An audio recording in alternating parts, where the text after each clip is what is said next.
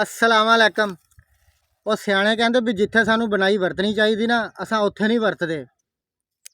वो जिद्दां किते शेर का बच्चा ना बकरियां दे नाल चरन जंगल च चला गया तो वह बकरियां दा ही हो के टुर गया। वो बाला टाइम गुजरिया ना तो बच्चा बकरियां दे नाल फिरदा रहा चरदा रहा। वो कुछ दिहाड़े बाद जिहड़ा ना वो किते नदी तो पानी पीन डया होवे ते उन्हें अपना चेहरा जिहड़ा ना पानी च देखिया। वो देख के कहंदा मैं तो शेर का बच्चा, मैं तो शेर हुन्ना। तो वह वापस आके ना औकात ही बदल गया।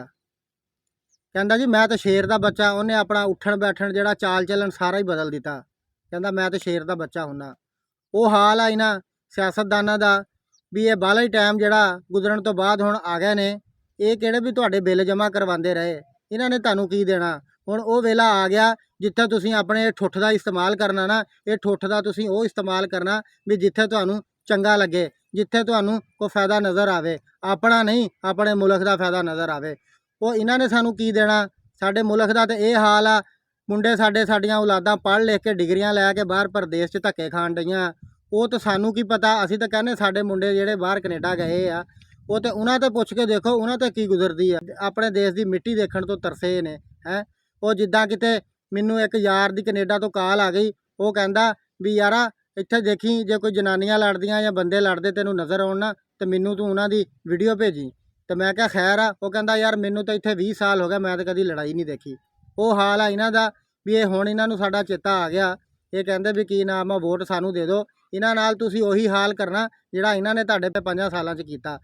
वो अगर तुहाडा फिर भी ज़मीर ना जागे ना तो फिर तुसीं ये सोच लेना कि 1947 च ਜਦੋਂ ਸਾਡੇ ਵੱਡੇ ਬਾਬਿਆਂ ਨੇ ਪਾਕਿਸਤਾਨ ਤੇ ਹਿੰਦੁਸਤਾਨ ਬਣਿਆ ਕੀ ਕਿਆਮਤ ਟੁੱਟੀ ਸੀ, ਉਦੋਂ ਕਿੰਨਾ ਖੂਨ ਬਹਾਇਆ ਸੀ। ਉਹ ਯਾਦ ਕਰੋਗੇ ਤਾਂ ਤੁਹਾਡਾ ਜ਼ਮੀਰ ਜਾਗ ਜਾਏਗਾ। ਇਸ ਕਰਕੇ ਤੁਸੀਂ ਜਿਹੜਾ ਨਾ ਉਹ ਚੇਤਾ ਯਾਦ ਰੱਖ ਕੇ ਇਹ ਠੂਠੇ ਦਾ ਇਸਤੇਮਾਲ ਕਰਨਾ। ਕੱਲ ਨੂੰ ਵੋਟ ਉਹਨੂੰ ਪਾਣਾ ਜਿੱਥੇ ਤੁਹਾਨੂੰ ਬਿਹਤਰੀ ਨਜ਼ਰ ਆਵੇ, ਆਪਣੀ ਵੀ ਤੇ ਆਪਣੇ ਮੁਲਕ ਦੀ ਵੀ। ਉਹ ਜਿੱਦਾਂ ਕਿਤੇ ਇੱਕ ਪਿੰਡ 'ਚ ਸਿਆਣੇ ਕਹਿੰਦੇ ਇੱਕ ਪਿੰਡ 'ਚ ਮਾਈ ਨੂੰ ਕੋਈ ਫੇਰੀ ਵਾਲਾ ਕੱਪੜਾ ਦੇਣ ਗਿਆ ਤੇ ਉਹਨੇ ਮਾਈ ਨੂੰ ਇੱਕ ਥਾਣ ਦਿਖਾਇਆ, ਦੂਜਾ ਦਿਖਾਇਆ तो ਉਹਦੇ ਅੱਗੇ ਬਾਲਾ ਹੀ ਢੇਰ ਲਾ ਦਿੱਤਾ।